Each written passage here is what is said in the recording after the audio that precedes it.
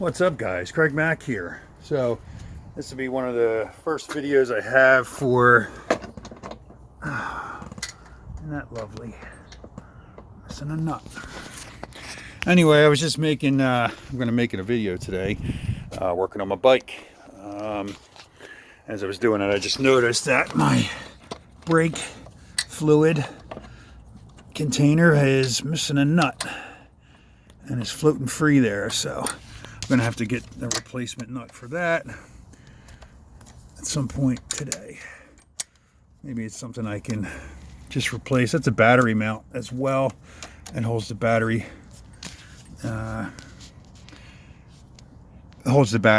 cage. Anyway, that's not what I'm here for today, although I gotta fix it. I am here today for the oil cooler. Now this is an airhead. For those of you that don't know what an airhead is, it's BMW motorcycle that they called an airhead because it's an air cooled, and it's a boxer engine where the pistons come out across both sides, giving it a very signature look. They've been making these things for a very long time, and this motor in particular, I don't know, it's like got 30 years or something, maybe. I think it's longer than that. I don't remember the exact amount of time they've been making this motor, which makes it very easy to get parts for. Even though this is a 40-year-old bike, the parts are still available, which is nice. So I'm going to tackle changing these oil lines out, the oil cooler. That's what this is. It's basically a radiator, but the oil system flows through it because this is an air-cooled machine. They cool the oil as well with this. Not all of them do it, and you can eliminate them, but I'm not going to eliminate something that BMW thought to be necessary on the motorcycle. So I'm going to replace these lines. We got some leaking happening around. I believe that is the I can't remember if that's the return or the supply, but either way, both of them are going to be replaced. The oil filter is down here behind this, so the exhaust has to come off. I have to drop that to the ground, and that's really the major thing that really has to happen to do the oil change. It's not all that difficult.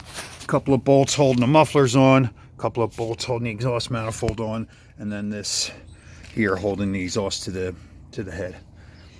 So I got my tools ready, filter, oil, pans, all that good stuff. So now I'm going to get to draining the oil out of this and then dropping the exhaust.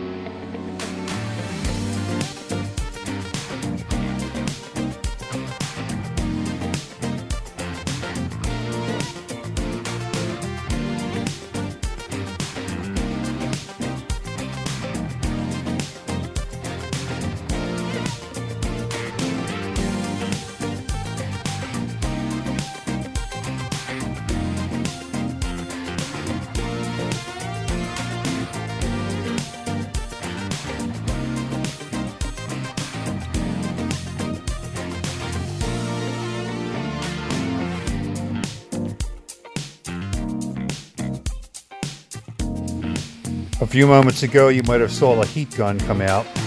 At that moment, I noticed that the nut was frozen onto the radiator threads. So I heated it up and thinking that was going to help, and unfortunately, it did not. Right here, I'm cursing quite a bit, and cursing myself for not taking my time and really assessing the situation before I just threw some wrenches on it. I probably could have heated it up longer. I probably could have added some kind of penetrant to get to the threads. But, you know, in hindsight, everything's 2020. This is to be expected with an old bike. So I got a new part on order already, and then my whole oil cooler system will be brand new. It's one of the things that goes with vintage motorcycles. and you better be prepared for it if you're going to engage in such a thing. Thanks for watching. Hope you enjoyed that. Bye-bye now.